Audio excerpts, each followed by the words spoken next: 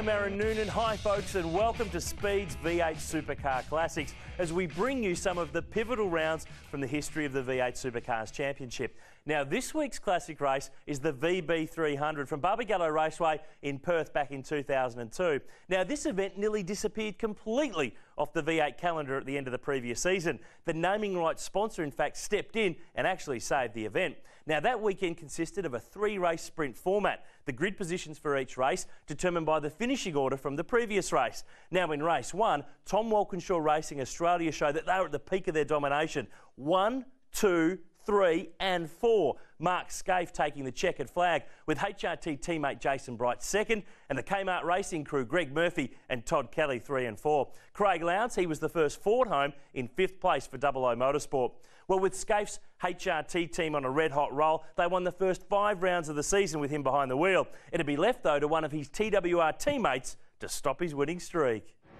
As we go through the grid, we'll also update you on the situation with Russell Ingall, which has just come to hand.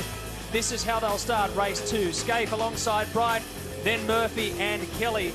That'll be the grid there. Lowndes, Ambrose, Bernard, Richards, Bow, Longhurst, Wheel and Wilson. Now, Russell Ingall will start from position 16. He's been penalised 22 seconds for a tangle with David Bernard. If you look down the right-hand side of the screen there, you'll see those yellow boxes. That shows where the car's qualified, so you get a pretty good idea of how they've moved around during the race. Cameron McLean qualified 22nd up to 21st. There's been some big movers in the pack, particularly Craig Lowndes and Greg Murphy. Paul Wheel was another big mover as well. Brad Jones in all sorts of trouble yesterday, qualified 11th, right back to 30th. Tander had a broken bolt and his Watts linkage put him out when he was very strongly positioned yesterday, and that's cost him a lot of track position. And there's the ominous sign of the front row of the grid. Mark Scaife on pole position, his teammate Jason Bright alongside. And here's Russell Ingall as a result of an incident with David Bernard late in race 1. The officials gave him a 22-second penalty, or the equivalent of a drive-through penalty, and that's put him right back into 16th spot on the grid. On board with Jason Bright, car number 2 of the Holden Racing team right now as Jason Bright sits at the front of the grid. The team manager, Jeff Greck, will be in line with these guys. He takes a position somewhere in the stands and makes sure that they're right up against the start line as far as they can go. There's Jason Bargwanna, Russell Ingall. We're on board also with Marcus Ambrose in the Pertec Ford Falcon. The camera courtesy of Strathfield. Now, we're under red, we've got green, we're ready to go for race 2 here at Barbagallo, and they're all getting pushed off the side of the track. Some impact already. John Bow's gone spearing off and rejoins. I've just seen all sorts of pieces flying around just as they got started. It'll be interesting to see it. A big blowout already. That's coming out of the back of Marcus Ambrose. Looks like a wheel rubbing against the bodywork there. Oh no, it's coming out of the exhaust. Looks like he's had some sort of mechanical failure in the Pertec Falcon. So not a good start, although that smoke seems to be diminishing. Or watch the progress of that car. Mark Scaife got jumped off the line by Greg Murphy. This is on board the Pertec Falcon. Let's have a listen. I keep going, I can get it through to the pit stop. I'm not quite sure what the problem is there. See if we can find out in pit lane. Meanwhile, the battle for the lead. Greg Murphy got the jump on Mark Scaife as they headed down toward turn 1. So now there's a real attack here from the K-mart Commodore. Mark Scaife locked in behind, gives him a bit of a nudge on the first turn, gets up alongside. They're going to go side by side down the pit straight for the first time. Aggressive move by Scaife. 1 lap completed. He wrestles back the lead after getting jumped off the start. This will be a good battle as Greg Murphy slots now into 2nd position around turn 1. We welcome to the commentary box Larry Perkins, who's of course not racing this weekend. Thanks for coming by, Larry. What do you think about that start? There was all sorts of chaos going on. Yeah, there was a lot going on, and a bit more worrying for the Pertec car was that smoke. I don't think that's going to go for long. Problems there for the Pertec Ford. Mark Scaife just gave Greg Murphy a bit of a tap as they came through the final turn. Here comes Stephen Richards. Apparently a problem with the rear wheel. We hear from pit lane. They're going to go through their tyre change. Can't quite see if there was a problem there, but they've changed all 4 wheels. Right to go. And there is the problem. Tyre shredded. So there's a lot of cars coming together in that start. A lot of damage done as a result. This is the order. Oh, look at this attack by Bright, just up the inside of the Castrol Commodore. Rejoins the circuit. Mark Scaife now tries to open up a gap on his pursuers. Stephen Richards tries to get up to speed too on cold tyres. Bit of a lock break there. Todd Kelly tries to sneak up the inside. Richards tries to get back up to speed. Tyre preservation is the key this weekend, and they only get 3 sets of tyres to attack the entire weekend. Some of the drivers will tell you that's not enough. 12 tyres for this weekend at this track will probably not go the distance that's ahead of them. 42 laps, 100 kilometres. They've already done 100 yesterday. How have the tyres been hanging on the Castrol Commodores so far, Larry? Well, the tyres are always not as good after about 1 lap, so, and every driver wants as many tyres as you can give him, but they don't actually wear out, they just start going slower. Looks like we've got Todd Kelly coming in very early. He took advantage of a very early stop. Oh, we've got a drive-through penalty has been issued for Mark Scaife. A drive-through penalty, and I'm sure that's as a result of that little biff he gave Greg Murphy on the final corner. We have confirmed it's a result of hitting Greg Murphy on that final turn of the first lap. So Mark Scaife will have to serve out a drive-through penalty as a result of that aggression on lap 1. And no doubt there'll be steam coming out of that helmet pretty soon. Now, that wasn't aggression. That was just a guy wanting to get on with it. And if that drive-through is for that, that's wrong.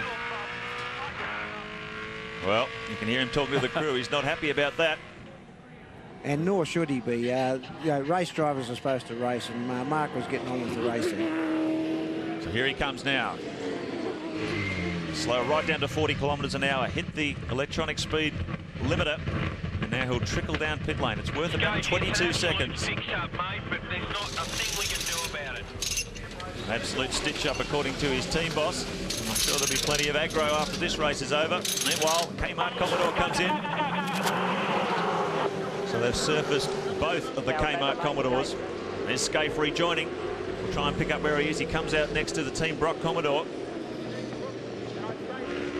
Let's have a look at the incident again, Larry, and you may be able to talk us through this. Just have a look at this on the Nintendo replay. This is the incident, apparently.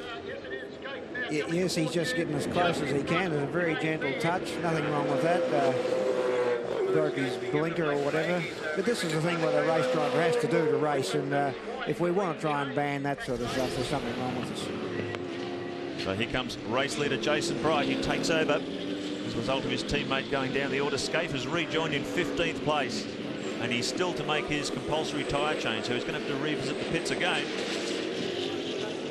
So Mark Scaife goes right back through the field. Here's the teammate, Jason Bright, David Bernard in second. Craig Lowndes moves up to third. Marcus Ambrose in fourth. And Ambrose continuing to race, despite that smoke pouring from the exhaust system. Not quite sure what the problem is, but he's maintaining his speed so far. The team have been on the radio to Mark Scaife. They're telling him just to keep cool for now. The issue that they're trying to figure out is track position, Mark. What to do? Should they leave him out there or bring him in? Mark suggested coming in, but they're worried about going a lap down if they do that. For the moment, they're telling Scaife to stay out. Yeah, it's always a quandary, particularly on a circuit. It's only just under a minute to complete a lap. And effectively a tyre change here, if everything goes right, coming in and going out of the pits, it costs you about 35 seconds. Now, if he's dropped that much track time, there is a possibility he could go down a lap. It's a bit of a quandary for the Holden Racing team. I'm sure Scaife will just get his head down and try and go as quickly as possible until they sort that out. Here's a good shot of the field. There's Scaife there. So he's just coming up alongside Paul Radicic. Here's the AA Motorsport Falcon. Craig Lowndes comes in much earlier than he did yesterday. He came in on lap 16 yesterday. Took advantage of some much fresher tyres toward the end of the race. But now he's decided not to gamble with a safety car here. He's come in much earlier. David Bernard in as well. Jason Bright's still out there. Marcus Ambrose is still out there. Bernard made up 5 positions in the first 6 laps. David Bernard, as we go on board with Craig Lowndes, and he exits pit lane and rejoins the race. As you said, that's 9 laps earlier than he pitted yesterday and attacked this field with fresh tyres. It's a different story around here today, and also another story unfolding involving Mark Scaife. A chink in the armour. He's already copped a drive through. Now he'll have to come back through as well and do that compulsory pit stop. Maybe that's the break that the rest of the field's been looking for. Certainly not the one that they were looking for at HRT, as Anthony Tratt Gets dug into the dirt. Now, we didn't have a safety car in yesterday's race, which is extraordinary. That's down at Cold Turn, and that could well be our first safety car this weekend. That's in a pretty vulnerable position, Larry. Yeah, that's right. It's at the end of the downhill section there, and he's clearly gone off, so he must be in the spot where someone else could easily hit him. Here comes Mark Scaife now, coming in for his compulsory tyre change, so they've decided to get all this out of the way as soon as they can. Greg Rust is on the spot. Well, guys, what I guess springs to mind here is that if we are maybe going to have a safety car situation, it's the perfect time for Mark Scaife to pit, so he's opted in. And Stephen Johnson, who's been having a horror weekend so far, he's come in as well, and they both beat any chance of the safety car board going out. So perhaps a wise move by both of those teams. Mark Scaife drove right over the yellow curb on the exit to the pit lane. So there may be more trouble there. So you can really see he's feeling the pressure after that stop-go or drive-through penalty, as it's called now. Rejoins the circuit under difficult conditions for the Holden Racing team. And that's where the car is, just offline there. Anthony Trapp and the Toll IPEC Falcon. So there's a rash of pit stops going on here. Baz? Yeah, it's, I was looking, I don't know where the smoke's coming from Ambrose's car. It maybe could be an oil leak, but there's no oil over the back of it. Sorry, Baz, Mark Scaife's gone off. Oh, dear, yes, I can see that. Oh, that's at Cold Corner as well. Oh, that was a good save to get back on. Oh, what's going on at HRT? Lowndes is off too. Safety car is coming out onto the circuit. I wonder if oil's gone down there. That's two of the lead competitors have taken off into the scenery. Greg? What's happened there, Mark, is there was contact between Todd Kelly and Craig Lowndes coming out of the final turn onto the front straight. They've gotten hooked up. And Ambrose, we believe, has gone off as well. He has. Yeah, at turn one. In fact, Rusty, also problems for Russell Ingall as well, or has he just backed off to get around there? Not sure. Well, all hell's broken loose here. You're right, it's smash-up derby stuff as Marcus Ambrose gets a little bit of contact as well. Now, let's dissect all these troubles that have been happening. That's at turn 7, so that's Craig Lowndes just going off big time. Getting nudged by the K-mart Commodore, turned around and he's gone right off into the infield. He's reached the sand trap there, which is a long way off race line. That's a big slide. And he's got his rear wheel stuck in there as well. So what's Lowndes going to do now? Is he staying in the car?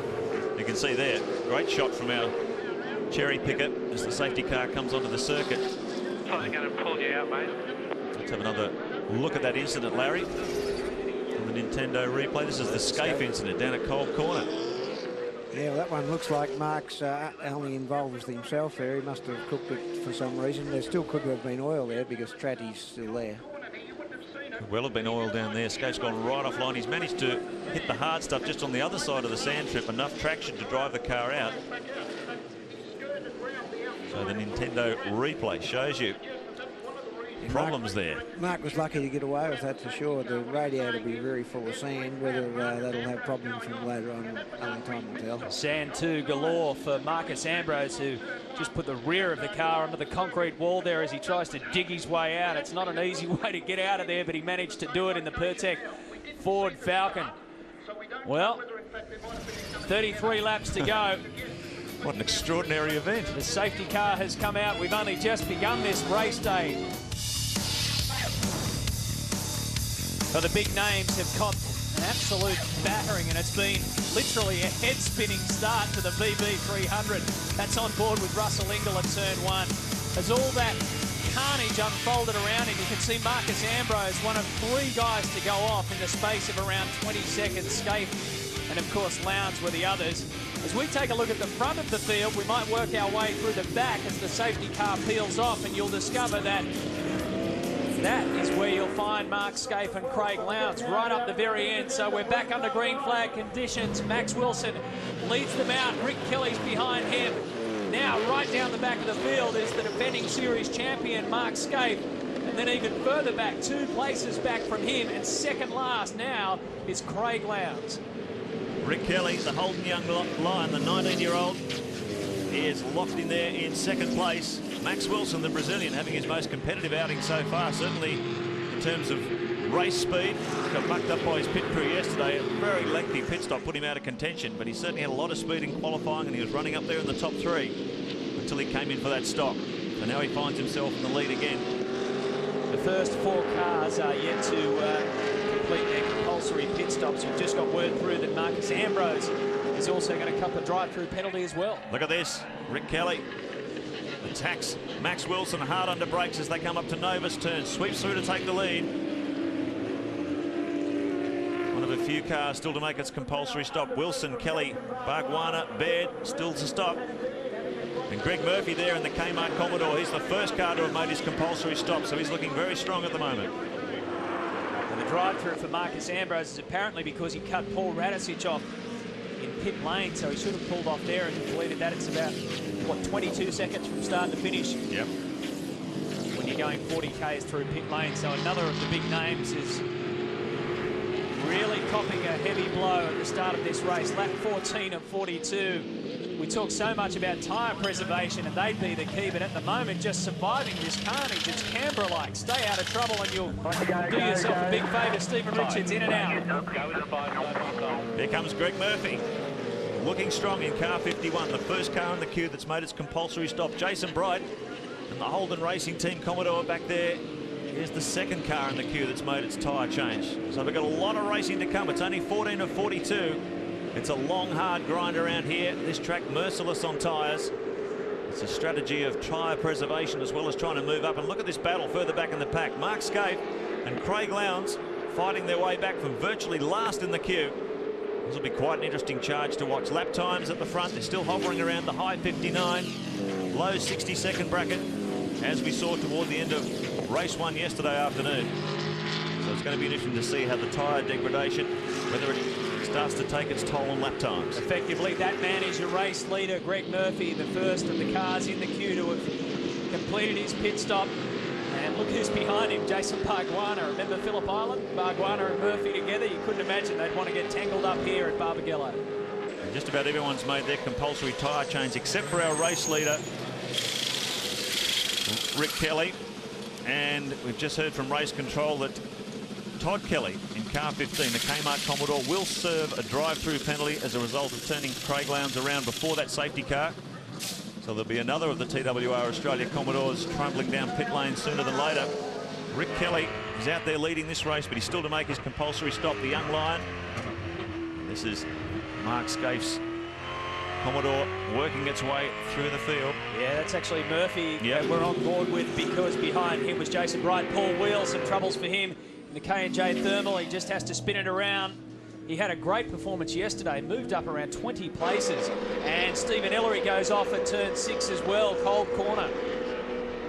So the order: Kelly, Murphy, Bright, Bow, Bernard, Morris, Todd Kelly, who'll soon be peeling off to serve his drive-through. So we go on board with Mark Scaife. He's got his head down, he's up to 17th place after going right to the back of the field as a result of 2 incidents. One a drive-through, and then a wild moment down a cold corner where he almost beats the car in the sand trap. But he's making pretty strong progress with the field so far. Well, he has to do what Lowndes did yesterday. In front of him is Garth Tander, and then another 14 other cars. Lowndes just, like you said, Mark, got his head down and started taking aim at people and peeled them off one by one. That's exactly what the job is for Mark Scaife this time around. We get to see something different for our championship leader, Scaife. He's had it all go his own way in the first 5 rounds, but now some big blips, drive-through penalties, and off-course excursion, and all of a sudden Mark Scaife, as he's back against the wall, he's already got Tander though, so he goes up 1 more position. I'd expect him to make pretty rapid progress through the field though. These cars have been demonstrably faster than anyone else this weekend. And it's interesting seeing him in a situation now where he's got to really carve his way through the traffic. It was probably easier in race 1 because he was sitting out in front and he could really drive a conservative tyre management strategy, but now he's really got to work for his money. The halfway mark of the VB 300 of race 2 as Todd Kelly rejoins our race. Our leader will be Greg Murphy, but the challenge now is all up to Mark Scaife. Rick Kelly's yet to pit, so it'll be Murphy, Bright, John Bow, the best of the Fords. David Bernard has had a good weekend. Paul Morris is up there. Longhurst, Crompton, McConville and McLean. Greg Murphy is our race leader, and just take a look at the crowd here in WA. They've really come in numbers on lap 23 of 42, race 2 of round 6 of the V8 Supercar Championship V8 Supercar fans love their motorsport, and when the circus visits here, they certainly support it. Here's the battle for the lead. Greg Murphy and Jason Bright on board the K-mart Commodore. Murph did a fantastic job yesterday to fight his way through the field. Got up to challenging for the lead at one stage. So the K-mart car using its tyres very effectively. You can see the telemetry in the bottom left-hand of your screen showing road speed there. Oh, look at this. Very, very close. Jason Bright under brakes up toward Cat Corner. And Mark Scaife has had another excursion off the track. He's beached it big time at Nova's turn. That's the corner coming onto pit straight, and he is well and truly off in the sand track. Well, what's been happening here with HRT, Larry? Isn't it amazing how you can have such an amazing season and then it all turns to this? Yes, it doesn't take long to go wrong. We don't know why he went off there. He may have just plain cooked it, but he's never going to get out of there, that's for sure. Well, I mean, realistically, that's the sight that everyone wanted to see, the door open at HRT, because it's now wide open for someone to step in and stop this incredible streak of Mark Scaife. He won race 1, so he's certainly still in the hunt to take the overall round. But right now, Greg Murphy is leading this race, and they'll all know that this is the best chance they're going to get in the first 6 rounds of the season to knock this bloke off his pedestal. Mark Scaife still sitting inside the car. Here's the Nintendo replay. One of the Castrol Commodores, I believe it was Russell Ingall. We're hearing from one of our observers. He was trying an outside move on Russell and has come off second best. Here's another shot from inside. He's way offline there, Larry. Yes, it just didn't have enough black road under him, and yeah, Russell won that little fight. Well, back under safety car conditions as a result of that. Scaife's still stuck in there, so... Yeah, it's got nothing at the top of the pedal at all, and then plenty at the bottom. well, what an incredible turn of events. Craig Lowndes, he came storming through the field. He'd actually gone down a lap as a result of that incident when Todd Kelly turned him around. And Mark Scaife is off the track as well. Hard under brakes down into Nova's corner. John Bowe in the Aussie Male Falcon, the Tasmanian veteran, doing a terrific job out there at the moment.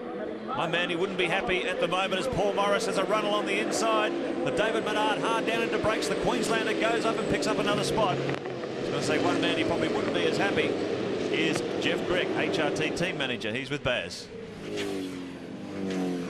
Jeff, that's really a shame. Scaife was flying. Yeah, Barry, it's one of the hardest braking circuits in Australia here, and obviously he's trying to make some time up after the penalty.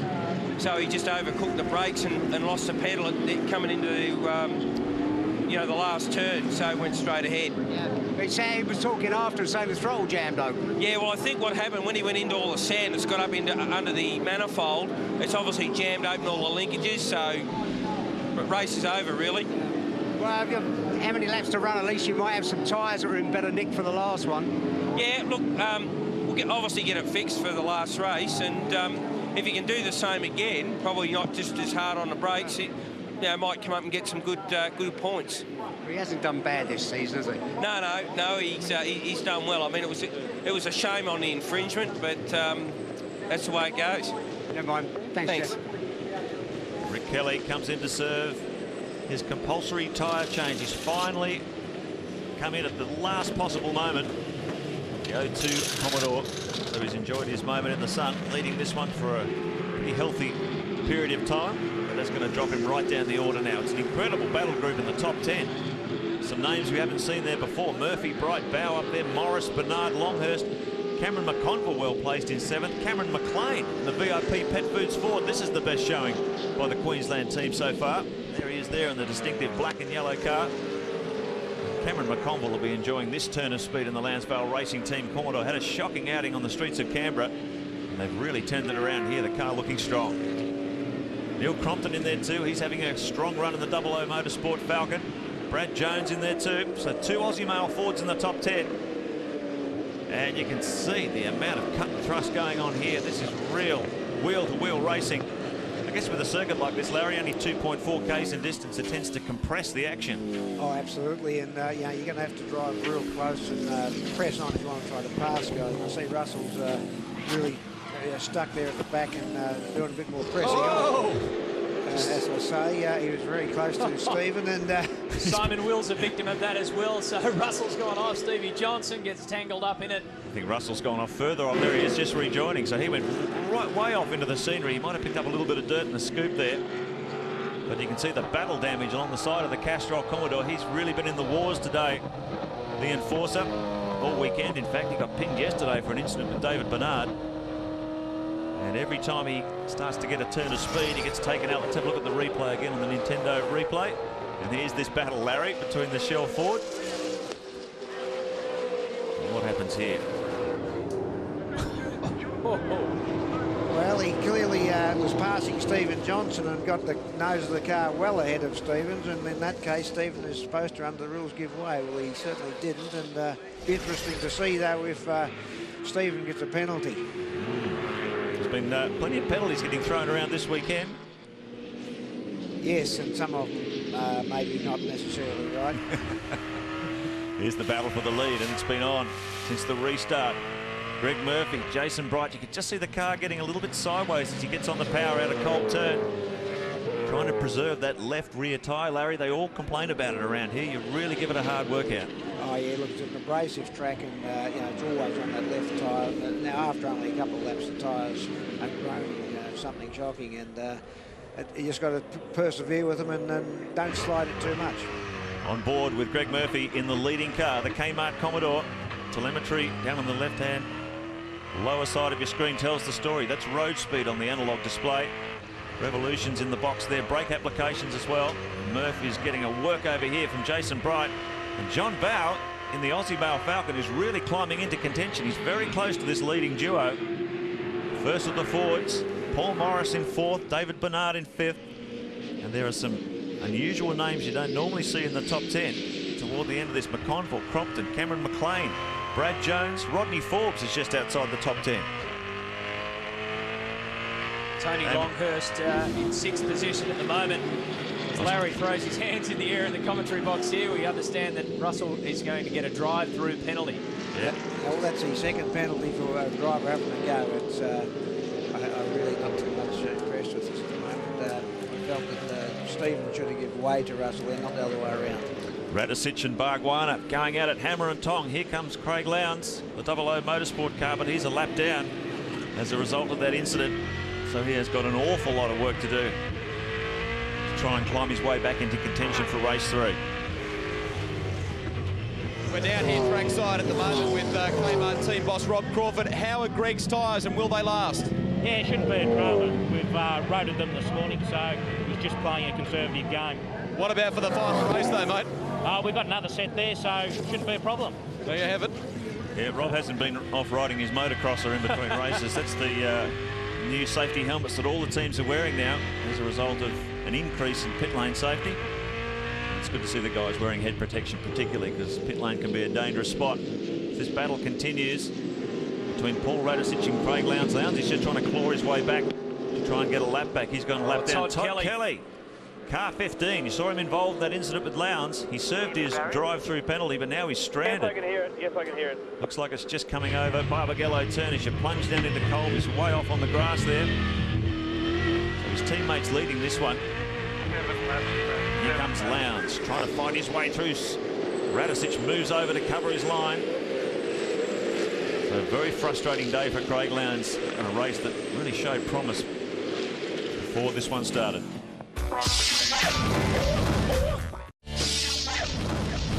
There's battle groups going up, riding down through the field. Here's the battle for the lead, though. We're getting close to the end, and look at Bowe in the Aussie Male Falcon. He's closed right in. There's a comparison of the last 5 lap times, and you can see Bowe has just been taking a little bit out of him, sometimes 0.4 of a second. So the Aussie Male Ford is flying at the moment. He's been consistently doing pretty much 1 minute flat, John Bowe, for the last 5 or 6 laps at least. So he's got himself right in the position for a podium finish here. That's your leading group. 5 laps to go. You can hear it on the team radio. Greg Murphy leads the way. Jason Bright, then John Bowe. Paul Morris is in 4th position, and it's Bernard, Longhurst, McConville, Crompton up to 8th, McLean in 9th, and Brad Jones in 10th. Well, the VIP Pet Foods boys would be happy about that. They've had a wretched season so far. But all of a sudden here, it's clicked. They've dropped in on a good setup. The car's working well. They're well inside this battle for the top 10, but this is the fight for the lead. 2 Commodores, then a Falcon. And it's John Bowe, the veteran, 1995 Australian Touring Car Champion. Enormously experienced. And he's really putting that experience to good use here. The car obviously working well. Bowe getting everything out of it. He tries to close the gap on these 2 leading Holdens. Down to Nova's turn. Hard under brakes. Swing onto the pit straight once again. Jason Bright has not been able to find even a chink in the armour from Greg Murphy. Even though these 2 teams work under the TWR Australia umbrella, they do operate as very separate outfits. They go their own way on shocks and various things in terms of their race setup. And Murphy, by his own admission, will tell you that the K-mart team had struggled to come to terms with the Dunlop, the new Dunlop control tyre, in comparison to Holden Racing Team, but it looks like now they're starting to get a handle on it because this car is very, very competitive. And if you want to look ahead further to race 3, it also sets up an interesting situation because Jason Bright finished 2nd in race 1 and Murphy finished 3rd in race 1. So these guys with Mark Scaife out of the equation in this race sets up a hell of a battle in race 3. Another 100 Ks to go to decide who'll be the overall champion. Round 6 in Barbagallo. Will Scaife continue that streak? Will he fight back? Or will it belong to one of these guys? Maybe Murphy, maybe Bright, maybe a Ford can break the drought.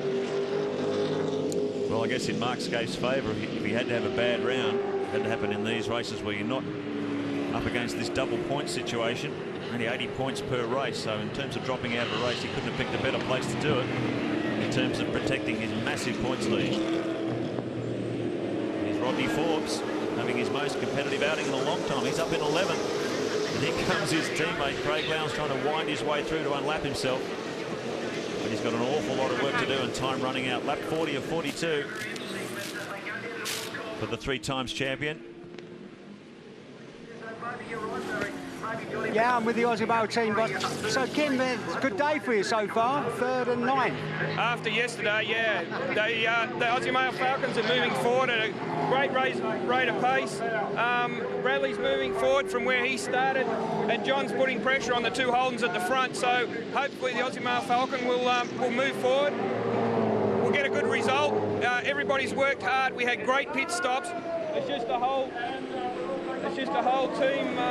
Sorry. There's action everywhere. Well, we're now 3rd and 8, Barry. It's not one of yours. No, it's not one of mine, but V8 Supercars. How better racing can you get? Well done. Here. VB 300 is alive. That was a real disappointment for Paul Morris. He was running very strongly there, and he's just lost it right toward the end of the race. John Bowe has not been able to mount a serious challenge to these leading cars. He's just hovering around there behind Bright, but just doesn't quite have enough to be able to mount an attack. So the order at the moment is Murphy, Bright, Bowe, then a bit of a gap back to Tony Longhurst having a very competitive run in the better electrical Ford. Cameron McConville moves up to 5th, Prompton up to 6th, Bernard in 7th, Brad Jones in 8th, Cam McLean in 9th. And Paul Morris, he's rejoined, I think, in 10th spot. We'll confirm that next time around.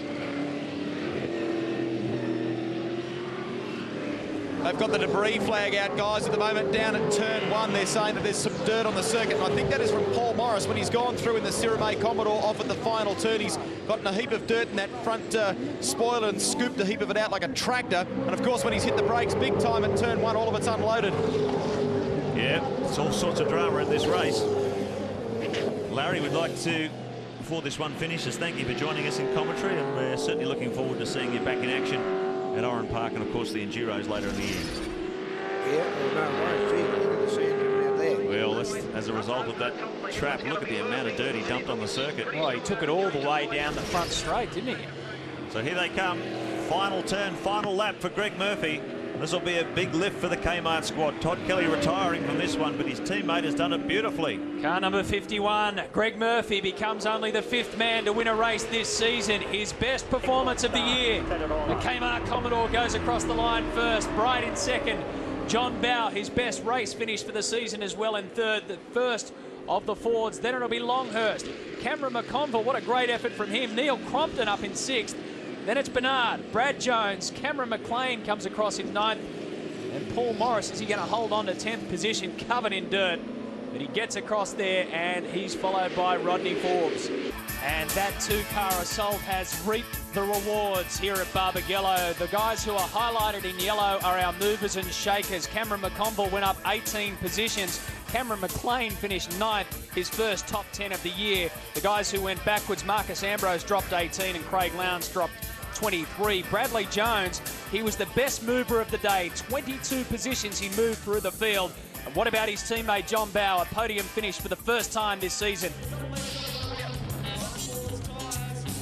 The VB Challenge, a sideshow to the main event here at Barbagallo Raceway, the VB 300. Paul Radicic taking on Mark Skaife in this little duel between the cones, and the Rat won that one. Skaife wasn't too happy about it. Yeah, and how or what? It is the 300. Take a look at the crowd here. 70,900 over the course of our 3 days, and that is up 16,000 already on last year. Right now, the drivers are back on the grid for race 3. Greg Murphy qualified 12th, came 3rd in race 2. That's where he started. Of course, he came 1st in race 2. Cameron McConville, what an effort from him. You'll go all the way back down the end of the field where the 32 cars will come to a halt, and you'll see right down the end the name that we haven't seen down the back before, certainly this season and certainly not for a long time. Paul Wheel is celebrating his 50th start. He's the youngest ever V8 Supercar driver to do so. And look at that, Mark Skaife will start from position number 31 on the last row of the grid. Alongside him is Mark Larkham. Some of the drivers that are also trapped down there, Todd Kelly, Craig Lowndes, Russell Ingall, Stephen Ellery, Garth Tander, they're all within 3 rows of each other. Skaife said it's going to be very interesting. Here we go, race 3. Murphy on pole position. Jason Bright starts where he started all weekend. Big wheel spin from Bright and the Holden Racing Team Commodore. They shoot off to the left and the right, but Murphy's clean. Through turn 1, the K-mart Commodore gets the lead. Jason Richards shoots off around the outside, but no trouble so far. What about the back of the pack? There's Ellery, Ingall, and Skaife as well. What about the start by Neil Crompton too? He's up into 4th. He really bolted off the line there. He'd be happy with that getaway. Look at them pushed out over the dirt and the marbles and the garbage offline. Jason Richards manages to get the Team Kiwi Commodore back into the queue as they plunge over Barbagallo corner and down toward Cole for the first time. What a fantastic sight. 32 V8 Supercars all leaning on each other. You can see the quality down toward the rear of this grid. Just an indication of what a topsy-turvy ride we've had this weekend, with fortunes changing by the second. Yep, you've certainly got to keep your eyes closely focused on the entire field here, because as we saw in race 2, just simple brain explosions and the whole place goes mad. Air temperature 18 degrees outside. The weather is changing though. It'll be getting cooler as the afternoon goes on. It is a question of tyres. Who's got the best ones left? It's a question of whether Mark Skaife can work his way up through the field and maybe keep that incredible streak alive. There he is, car number 1. He's wasted no time. Look, he's alongside Lowndes. They're 3 wide as they come through the first turn. Craig Lowndes on his outside. Stephen Ellery in there too. Todd Kelly, he had to make an engine change after race 2. So all these quality cars are starting off the back. You get the impression they're going to come in pretty early, I'd say, and try and leapfrog the field. They don't really have a choice because there's an awful lot of traffic ahead of them. Pit window opens on lap 2, closes on lap 30, and like you've seen all weekend, they'll throw the dice. We understand that Mark Skaife is going to come in early, so we'll keep our eyes on him for you. That's a good battle right there, Skaife and Lowndes. There's Todd Kelly. Looking out the back of Craig Lowndes' car, here he is again. A weekend so full of promise ended in disaster for Double O Motorsport, and Todd Kelly turned him around, and that looks like, I'm not sure if that door's not closed properly, but that window frame certainly flexing in the breeze onside the Double O Motorsport Falcon. Look at the amount of traffic here on pit straight. So the next time they come round, they will be able to peel off into pit lane to do their compulsory stops. The pit window now is open. Mark Skaife trying to make as much ground up as he can before he comes in for that compulsory stop. You're on board with the reigning champ. Up behind the Pertec Falcon of Marcus Ambrose. Another driver in trouble in race 2 with a power steering failure. Managed to finish the race with no power steering. So he's certainly given his arms a workout here.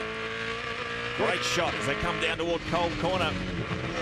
Skaife has no choice but to sit in the queue at the moment. There's a lot of quality cars around him. Very fast machinery. The topsy-turvy roll of fortunes here has really turned the grid upside down. There's a lot of good cars at the wrong end of the field. He's already moved up 5 positions. That's Marcus Ambrose in front of Mark Scaife. Here they come into turn 7. Problems for John Bowe. Understand that Neil Crompton might have been tangled up in that as well. That'd be a bad situation for Crompton if he does find himself on the wrong side of the race officials, because he's had an electrifying start. We're just going to have to be careful on the exit here. Oh, we might that's get close. boxed, but we'll just make that call. Here comes Mark Scaife. Come in with a whole bunch of cars. He's got to go right down to the end of pit lane to reach the HRT bay. Here he comes. Crew's waiting and ready. Shell Helix pit stop clock tells the story. This crew well drilled. K-mart's been the fastest though. We saw a sub 7-second stop in race 2. 7.7. So that's a second faster than they managed yesterday on the #1 car. Scaife gets back into action. Well, what's going to happen here? Pretty confident the Holden Racing team has a good set of tyres to put onto the car. You'd want it if you're coming in that early on a 42-lap race around Barbagallo Raceway. Back to turn 7, and John Bowe gets around. So that is Neil Crompton behind him. Don't know if he was involved in it or not, but John Bowe manages to get out of that with not too much damage. Rusty? Sounds like John Bowe has been on the radio to the team, and he sounds a little annoyed at Neil Crompton at the moment. He said, I gave him the signal that I was pitting this time round. So it'll be interesting to see just what comes of that. Also, too, from the 00 Motorsport camp, a possible drive-through penalty coming, I would think, for car 7, Rodney Forbes. A pit infringement, the wheel nut rolled into the fast lane during Rodney's stop. Could have a broken Watts linkage or something failed in the rear suspension of the Team Brock Commodore, and Mark Larkham has buried the Orcon Ford. And Tony Longhurst follows him through as well. So that's a turn 6 cold corner. That's the one where we saw Anthony Tratt go off in race 2 and Scaife as well. So maybe Larkham left something behind that Longhurst found on his way through. And Greg Murphy, race leader. Boy, oh boy, it's turning upside down. There goes Neil Crompton to go through to the lead of the race. Murphy chooses to come in and get his compulsory stop out of the way, but look at the amount of dirt and sand in those air intakes. And there's Craig Lowndes, so there's definitely oil down there at turn 7. That's on the way into pit lane entry. You can see that Lowndes gets on his way in there too, so definitely Lowndes slots it in the hole there at pit lane, and let's just check his pit stop time. 7.7 seconds for Mark Scaife. Confirmation that oil's all over the track down at turn 7. That's a dangerous spot, Nova's corner. They're taking their time here, way too much time. What we're hearing is that there are problems. Also, there you go, Stephen Richards. So there's a massive amount of oil. I believe that was from the Team Brock Commodore. That's smoke pouring from the back of the car. We were first told it was the tyres rubbing on the guards, but apparently there's been a major mechanical failure. He's dumped a ton of oil, and it's catching out an awful lot of cars. Look how long Craig Lowndes has been in pit lane as they try and get all the dirt and garbage out of those air intakes. He's apologised to the crew for the mistake. So this has not been a good weekend. Once we always say it, Matty, potential unfulfilled with AA Motorsport. We've seen it a number of rounds now where Lowndes has had a lot of speed. Things have always gone wrong. It's not a matter of whether the door's open in front of you. It's a matter of how you get into it and how far you walk into it. Now, this is Greg Murphy at turn 1. You saw so many guys do this in qualifying. Look at that. You can just imagine the amount of dirt that's going up through into the radiator after that big Well, you could see the way the wheel just was not responding to his input. He was on the oil then, and same fate befell Craig Lowndes. So I think it was the Team Brock Commodore that dumped all that slippery stuff on the bitumen.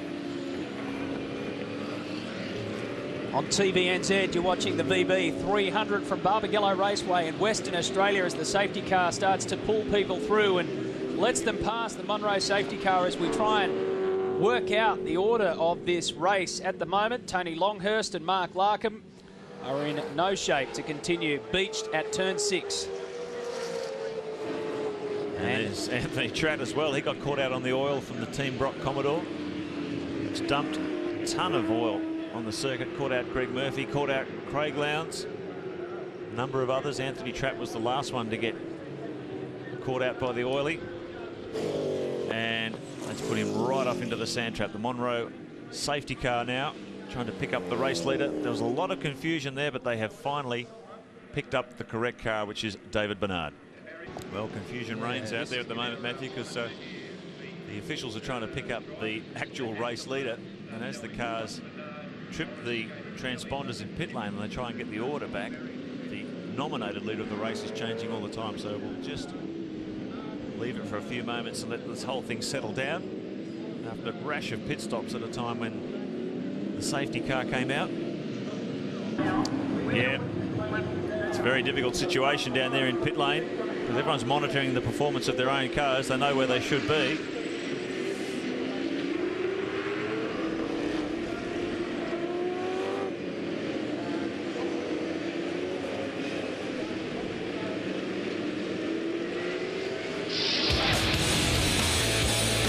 Well, there's no question that this has been a remarkable, extraordinary weekend already, and it just continues to become more and more challenging, more and more confusing, harder to stay on the track as we go back and see what started all this problem. Greg Murphy in the K-mart Commodore car number 51, our winner of race 2, ends up in the ditch but managed to get out of it. Stephen Richards at the other end of the straight at turn 7 also goes off as well. And some oil left down by Craig Baird in the Team Brock Commodore was the problem for all of that. And also Anthony Tratt, it's a big lockup coming down the hill and shoots straight off as well. He's not alone out there on the beach. There have been plenty before him and probably plenty more still to come. So we're under safety car conditions under here, and the Monroe safety car has managed to get it right. While we've been in the break, there's been plenty of confusion.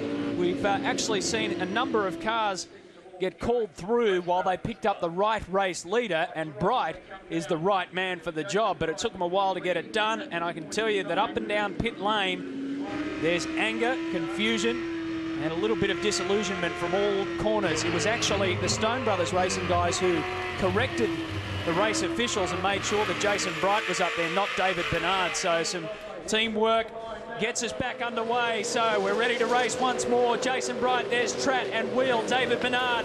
Race 3 continues under a restart. 26 laps to go.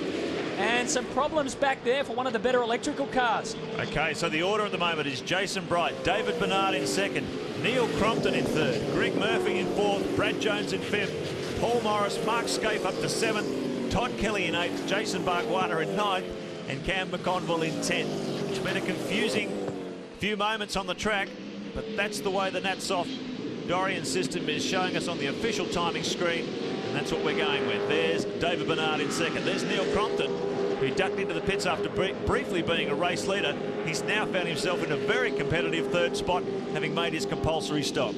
He's already having his best weekend, Cromley, and this is the place of his best ever race round finish. In fact, in the V8 Supercar Championship, or in a Touring Car Championship, he finished 3rd here back in 1993. So he's just been taken by Greg Murphy too, by the look of it. So he's ducked in behind the K-mart car. Murphy now moves up to 2nd. He's been fast all week, the Murph, in the K-mart Commodore. Crompton ducks in behind. He goes back to 4th spot. Now, we hear from race control that officials are going to spoil Crompton's weekend. There's a drive-through penalty being applied to Crompton for that incident where he collided with John Bow early in the race. So Crompton now is going to have to serve a drive-through penalty. Cost him about 22 seconds. That'll put him right out of contention. Just correct that too. It was actually a 2nd place overall back here at Barbagallo in 93 for Cromley. So, as you say, he's about to get a rude shock when he comes around and has to do 22 seconds worth of 40 kilometres an hour from top to bottom of pit lane. So Greg Murphy comes over the rise. There's Cromley. He's got one light flashing. Peels off into pit lane. He'll hit the agonisingly slow 40-kilometre-hour speed limiter. You can see he's got everything locked up, trying to minimise his time loss as he starts that long drive down pit lane. The race score has Bright, Bernard and Murphy 1, 2 and 3. Then Jones, Morris, Todd Kelly, Mark Scaife, Jason Bargwana, Garth Tander and Cameron McConville. From the Lansvale Smash Repairs team in 10th position, you can see Seaton in 16th and Max Wilson holding down 20th. So Jason Bright now got to get his head down.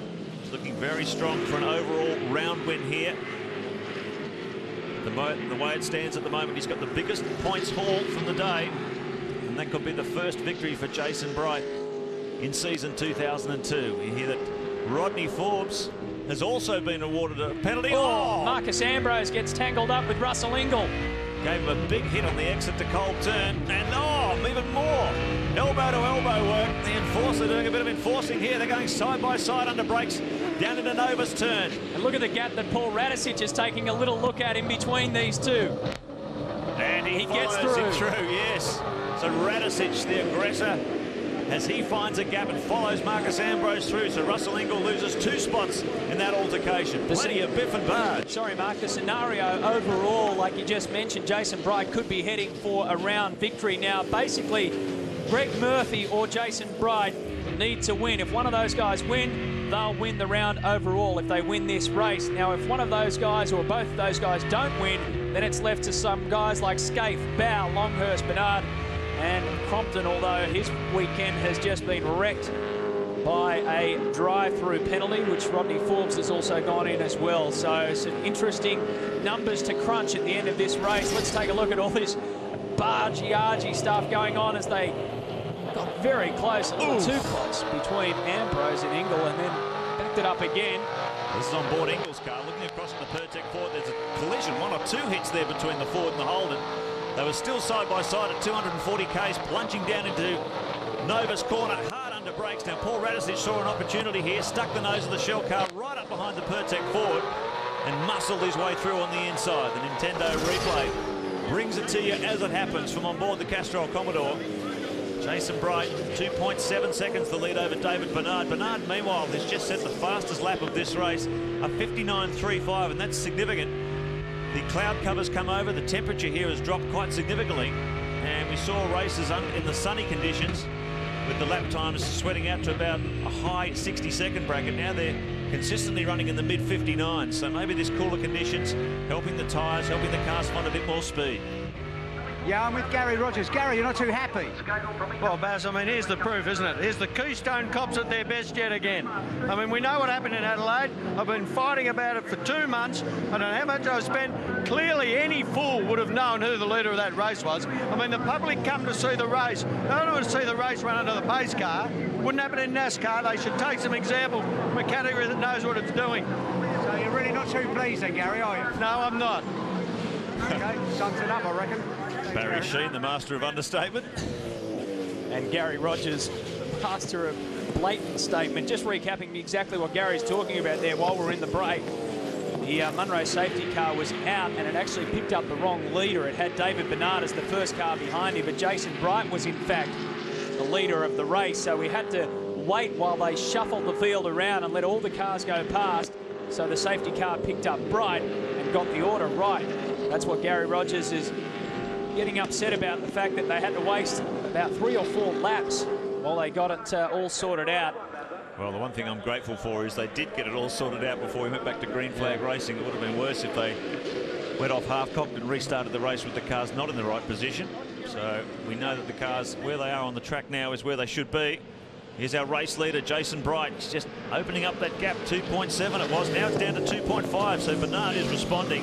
A 59.85 for Bright, a 59.78 for the Haviland Ford. And there's the comparison of the last 5 lap times, and you can see it's a pretty even contest. Swapping fastest laps between them as David Bernard tries to hunt down the Holden Racing Team Commodore. Bernard's looking good here too for a consistent performance. He may even be on the podium if he continues to put this race together. Just had a look down at Neil Crompton's position. He's now back in 26th, so that drive-through penalty cost him around 20 positions. For the order, Jason Bright, 2.5 seconds was the lead last time. Fastest lap times of the race so far. That's quite impressive. We saw them starting to sort of stretch out over 60 seconds yesterday. And now they're all hovering around the mid-59s. So I'm not sure if that's a result of the cooler weather conditions, but we expected by the time they got to race 3, they'd be running around on shreds of tyres. But certainly these Dunlop Control tyres have hung together particularly well on what is considered one of the nastiest circuits in the country on tyre wear. Let's go around this circuit now in the back seat of the K-mart Commodore, car number 51, and just keep your eyes on the telemetry and also the view out the windscreen there as he comes up over Barbagallo corner. Turn 6, cold corner. Murphy in 3rd spot. You can see David Bernard up ahead of him. Has not been able to make an impression on the Haviland Ford. This is an absorbing battle. It just goes to show how the Stone brothers now are taking the fight up to TWR. making the cars. The cars have always been quick, but they haven't been as sympathetic to their rear tyres. But it looks like they're starting to get some consistency in the chassis in terms of looking after the rubber as well. So it looks like we've got a real fight on our hands here. Murphy's got a little bit of traffic between himself and Bernard. It's one of the better electrical Fords. He ducks down the inside. So now he's got clear track ahead of him. So Bernard fighting a lone hand here. Brad Jones is back in fourth. Just out of this battle, about 2.6 seconds. Well, Garth Tander just got through past Mark Scaife. They were 6 and 7 coming around the end of that lap, and now Garth Tander gets hold of position 6 and Scaife drops back to 7th. Well, an amazing run of success so far for Mark Scaife. Looks like it's going to come to an end here, though, in WA. He really has dominated the opening 5 rounds of the championship, but it all went wrong for him in race 2 earlier on this afternoon. 2 wild trips across the country as well as a drive-through penalty. Now he's in damage control, trying to amass as many points as he can. But he's really not under that much pressure points-wise. He has a massive lead in the championship. Let's have a look at the Nintendo replay. This is the pass that Garth Tander made. Just a little kiss on the back. He couldn't get any closer than that. And he ducks to the inside and obviously got a much better run out of Cold Corner. And that's where he would have overtaken the HRT Commodore. Now I know what it's like to sit on the back of Mark Scaife's car while he's going around Barbagallo Raceway at maximum speed. Okay, let's check out the Shell Helix race score. It belongs to Jason Bright and David Bernard and Greg Murphy. The big mover has been Todd Kelly. He's moved up 25 positions. Scaife has climbed 24 positions into 7th. McConville and Ambrose still holding down top 10 positions at the moment. Rick Kelly, the young lion, putting in a good show. Russell Ingall has moved up 13. So 17 laps to go to finish off round 6 of the V8 Supercar Championship. Come back and join us on your home of motorsport.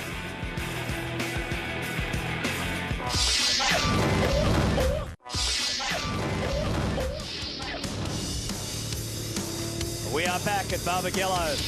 The first time they've had longer races here, the first time they've had a compulsory pit stop, the first time the Dunlop control tyre has taken on the challenge of this incredibly abrasive track that just chocks the rubber up, makes life difficult for the drivers, like they're driving on marshmallow.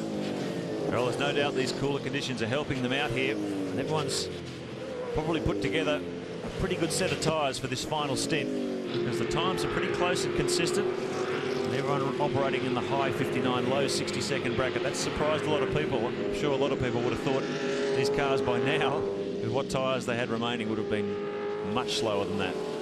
Mark Larkham in pit lane. The Orcon Falcon comes in for his tyre change. It will be his second visit to pit lane this afternoon. There's Todd Kelly coming under increasing fire from Garth Tander. This is the battle for 5th place. Remember the Konica Series, it's been a ripper this year. Round 4 moves to Winton Raceway in rural Victoria. That's over the weekend of July 6th and 7th. So if you want some great V8 Supercar action, make sure you get there. And speaking of trackside, you can see all the action on trackside from 3 o'clock the following weekend. RPMlive.tv is the website for our motorsport show. Sunday afternoons on Network 10, hosted by Billy Woods, of course, with special comments from Barry Sheen and Daryl Beattie and the entire 10 Motorsport team. RPMlive.tv. I showed you the merchandise earlier. You can check that out there. Also, the latest news, Woodsy's editorial and feedback line as well. Let us know what you think about motorsport in general, motorsport on 10, whatever you want to say, we'll listen to it. So Todd Kelly is getting some pressure with lights on from the Western Australian in the seat. Garth Tander, car number 34. Tander's doing well. His teammate Bhagwan moving up as well. He's in 8th. This has been a pretty strong show of speed from the Gary Rogers stable. It was unfortunate that Garth broke that rear suspension component yesterday because he was really well positioned. But you can see here the car is very, very quick. It's the battle for 5th. Todd Kelly moved up a massive amount of places after starting right down the back. Had an engine failure in race 2. Boys did a very quick engine change, and through some really good pit strategy and obvious race speed, Todd Kelly has managed to leapfrog the field up to 5th. Garth Tander now trying to hunt him down. He's put in a lot of work this weekend, Garth Tander, in front of his home crowd. And the car working very well with Scaife having a pretty lonely race there. There's Barbagallo, his teammate. Cameron McConville in 9th. Marcus Ambrose in 10th. So this is survival of the fittest. It really has been a battle of the tyres all weekend. And now they're down to their final sets. 60.05 for Jason Bright. Incredibly consistent in the Holden Racing Team Commodore, leading this one 2 seconds, the gap over David Bernard. So there's no way he's getting away from that Haviland Ford. We've got a real fight on our hands between the Stone brothers and the TWR team. Gee, you think it just couldn't be any more different for guys like Scaife and Radicic. Radicic, especially from last year, comes here and does a clean sweep and ends up the overall round winner. Of course, this time around, he's just having a shocker of a weekend. The whole Shell Helix Racing team have been right behind the 8 ball since they got here. Radicic in 16th position. And then think back to Canberra, our last round, when Scaife pretty much did nothing special all weekend and took out the Canberra 400, the Stegbar 400. Well, here in race 2, absolutely everything went wrong for him. So it's all turned around in a flash. We're on board with Marcus Ambrose. He's just behind that group that we've been watching of Jason Barbagallo and Cameron McConville. So Ambrose in 10th position at the moment. Single file. They've all settled down a little bit since they were going into corners 3 abreast when this thing started. 60.13 for Jason Bright, 60.19 for David Bernard. In the battle for the lead, it's down to 100ths of a second now, if you can believe that, at this stage of the weekend. 32 laps gone of 42, 10 remaining in this, the final race of round 6. And it's been an absolute thriller. Guys, the reason it's been a thriller, particularly this 3rd and final race, there was an enormous amount of juggling before this race started on tyres. The guys went through their 12 allocated tyres for the weekend. They were trying to pick the best ones for this race. Now, this has just come off Mark Larkham's tyre. We talked at the top of the program about how they might end up being like a cheese grater after going across the surface here. There's such an abrasive surface here at Wanneroo. But look at the damage to this tyre off Mark Larkham's car. He went to about mid-race distance before having to change it. But you can see how much it's perished during its torturous run at Wanneroo. Yeah, they certainly get a workout. That's a graphic demonstration. Greg Rust on the spot, showing you just what these tyres go through. It's like a cat's got its claws on. Just rip the living daylights out of it. Inside, Paul Radicic goes on Max Wilson, and Glenn Seaton gets it a little bit sideways coming around there. John Bow wants to fight as well. This is just at the back of the top 20. So there's battle groups right up and down through the field. We try and show them, we'll show you as many of them as we can throughout a race meeting. And the level of competition throughout the pack, they tend to break up into little groups. And the level of intensity within those groups is quite extraordinary. Here's John Bow trying to fight his way back. He's in 18th spot after that tangle with Neil Crompton. Crompton served his penalty with a drive-through, but quite often it's the man who receives or who's on the raw end of the stick gets served up even worse because you lose so much position. John Bow's right back there after looking so competitive with that great 3rd place finish in race 2. Seaton's in 19th, Lowndes is in 20th. 4-time winner at this circuit, but never in a Ford, and not this time around. Seaton holds on to his position. There's Crompton fighting his way back too after that drive-through, on board with Craig Lowndes up the inside of the Ford Credit Falcon. But it's a fairly futile exercise for Lowndes. He's right back there in 20th spot, fighting over 20th. So, once again, Double O Motorsport team struggling to get a result. You know, they come out pretty quick out of the box when they arrive here. Just things not going their way once again.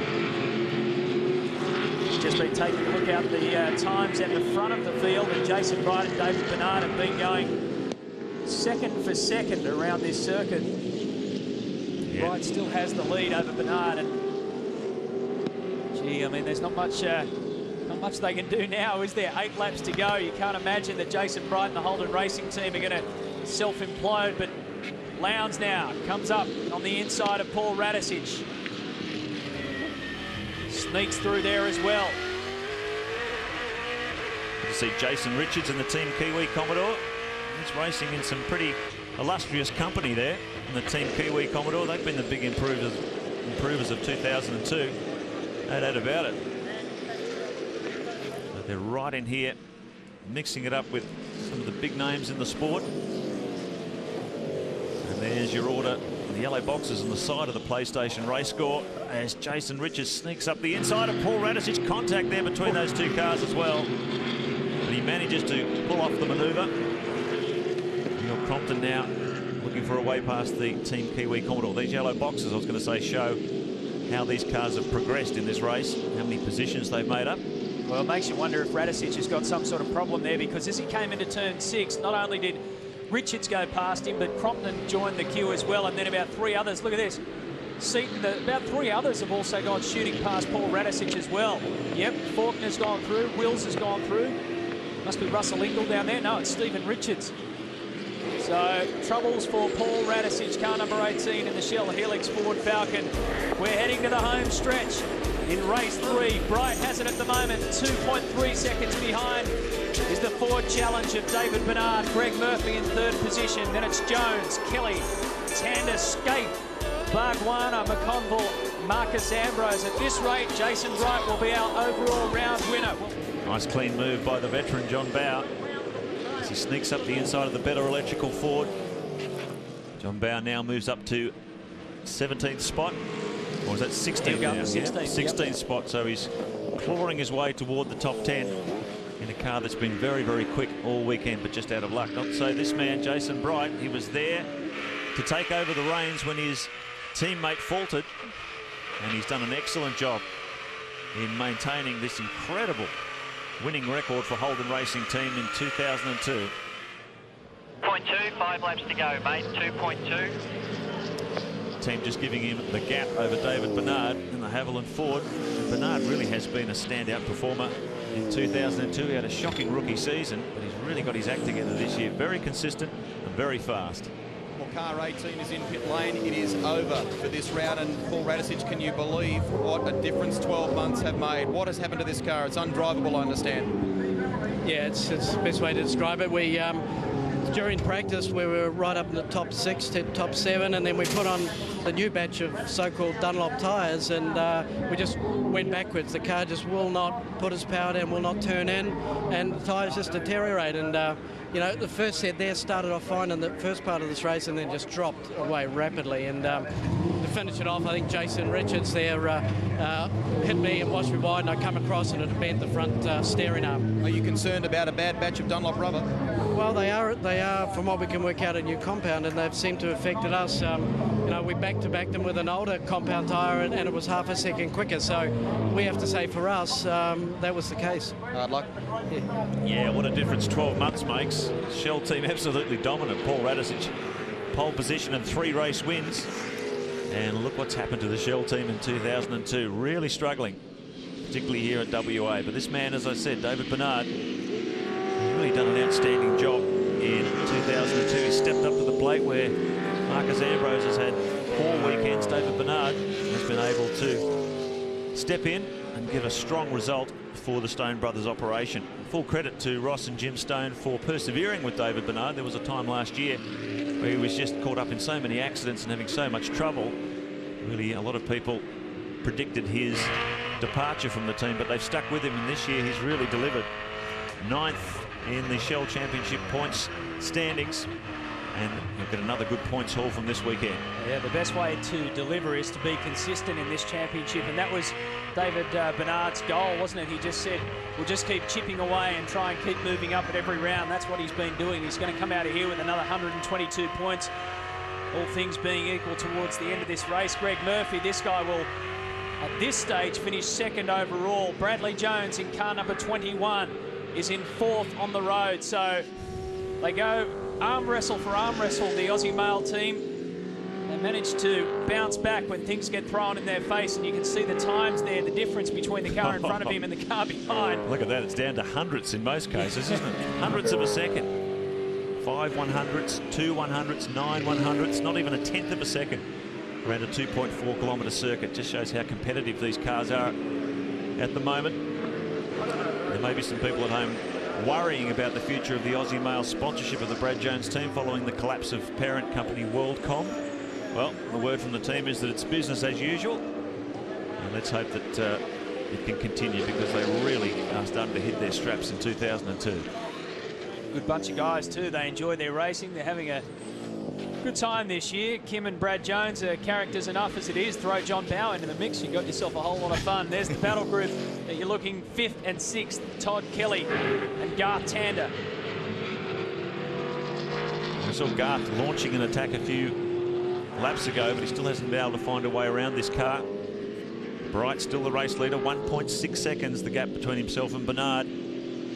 But you get the impression that Jason may be just backing it off a bit at the end of the race in sight.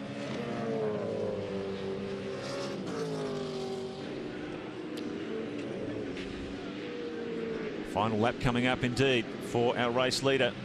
And this is the first time we'll not see Mark Scaife on the podium in the V8 Supercar Championship in 2002. Currently in 7th position. And it all went wrong for the champ in race 2. But there's no doubt about it. He's picked the right race meeting to falter. He's done so well in the double points rounds. That's what's given him such a huge dominance of the points situation. But this one's only 80 points per race, so the damage to his championship lead will be minimised. Yeah, plus he got 80 points out of race 1, so if you're going to miss out on points, you've got to make sure that you get maximum in the bag before you start to dip out. So Jason Bright now comes around in car number 2. The Scaife streak comes to an end, but the Holden Racing team just keeps on winning. Jason Bright wins in WA and flashes the lights to celebrate his first race victory of the year. Make that his 2nd. He took one out at Hidden Valley, so Bright comes across in 1st. Bernard 2nd, Murphy 3rd, Brad Jones 4th, Todd Kelly 5th, Garth Tander in 6th, Scaife 7th, Barbagallo comes across there in 8th, and Cameron McConville is 9th, and Marcus Ambrose in 10th.